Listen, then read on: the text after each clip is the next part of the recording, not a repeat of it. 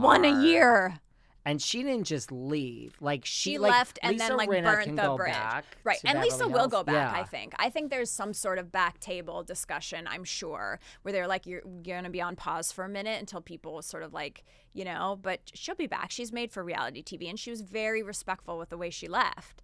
Christine, I think, kind of burnt the fire. So I think so. I was like, unless you already have a deal for your own show, I wouldn't burn the bridge. But yeah, like everyone Netflix, Adam Tavella. There's a lot of bridges here that are kind of big that you're burning. Big, yeah. And the moment goes so fast. Like, I remember when I first got hired at Entertainment Tonight, or no, at The Insider. One of my bosses at the time's iconic executive producer that'd been there a long time. She looked at me and she said it's like it was almost like a Devil Wears Prada moment where she's like, everyone wants to be us. And she's like, here's the good thing about us. We're always here. She's like, the stars come and go. The hot thing comes and goes, but we're always here.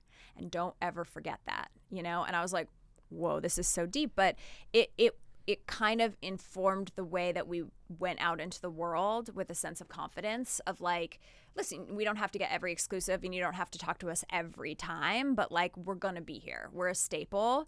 So, you know, please treat us with the respect that we deserve and to not worry too much about the little minutia of it all, because it's just a game of Hollywood that just keeps never ending. Yeah. Does that make sense? Yeah, 100%. I agree with all of that. Yeah, that's good advice. Do you think Beverly Hills is going to be like Selling Sunset? Were we worried about Christine, like without Lisa? Like, do you think this is going to be, is it going to, because we don't have any leaks. I mean, they're done filming. Like, is it going to be just a resetting, maybe not as interesting season? I felt like Garcelle was coming into her like Garcelle era, and I really like Garcelle. Yeah. And I think she's very straightforward, and that can often cause conflict. So I think that they're gonna have enough conflict, and I think it'll be fun. And you know, Dorit's gonna show up in the outfits, so we have the fashion covered. I don't know. I mean, I hope it's an okay season. I really hated the last season of Salt Lake when it was like talking about Heather's black eye for like 9 episodes. I was like, we need something. And then I'm like, Jen Shaw's in jail. I'm like, where are people? But I'm excited. I will be watching. You know, you're in the business. We had Denise Richards as well, Kyle, but like you're in the business, you live here. I mean, has your phone ever rang from Evolution, Bravo, Andy? I'm ready. Actually, I would love to be a housewife because I love a costume and I am a showgirl. No one has called me. I think it's the same thing like with Superfan. Like they possibly maybe just lost my phone number. So I'm happy to give it out. Please DM me. But what I was going to say is actually Becca and Jack, who are my co-hosts on my podcast, Lady Gang, we've discussed this before. And they were like, you would actually be a terrible, terrible housewife because I am not someone that enjoys talking behind other people that I know. Like when they want to gossip and they want to be like, did you see blah, blah, blah on Instagram? I just like, I say nothing because when I was like 21 years old, I was living in New York City. I said something behind a friend's back and I got back to them and it was like a big fight. And I was like, never again. I will never say anything behind someone's back that I couldn't say to their face. And so they're like, that's bad housewifing. You need to be able to like talk shit about your friend and then bring it up at dinner later and whatever. But I am a good time. I love to drink tequila. Like I feel like I could be great, but I need Superfan to like have at least 4 or 5 hit seasons, and then I think I could be in the running. Oh, also I had a huge fight with Andy Cohen, so I probably won't ever be a housewife. Okay, well talk to me about that. Yeah, so this is so funny. I just remembered this. Okay, so I was hosting the Grammys Red Carpet Live. And I got off and I was like so excited. And hosting live television is much harder than people think it is. A lot of people, especially since the internet has like become so big, have like canceled a lot of people for like, oh, you're just so bad at the red carpet. Being like on a 4-hour long red carpet, it's madness. And then to be live on television, you can't hear anything. You have to have everything memorized. Like it's kind of an intense undertaking for sure. So I was hosting this Grammys Red Carpet Live and I thought I was doing a fine job. And I was really excited and we finished like the 4 hours or whatever. And I get off and like my phone is blowing up. And I was like, what? And everyone's like, did you see what Andy said about you? And I was like, wait, what? And I was like, oh my God, Andy Cohen loves me. So then I went on his stories, and he did not love me. He did not love my performance. He was like, I don't remember exactly what he said, but it was something like, who is this and why is she such a bad host?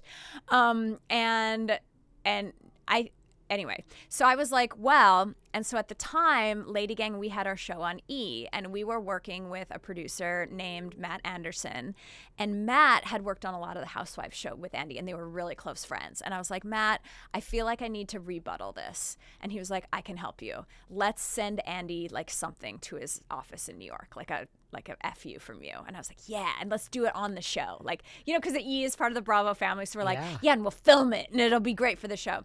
So I sent Andy a bag of dicks. It was like big gummy dicks. I probably am not supposed to say this. Deandra's probably going to laugh about this and make you take it out. But I'm going to tell it because I actually think it's great. So I sent him this big bag of dicks, and I was like, yeah, because you're such a dick.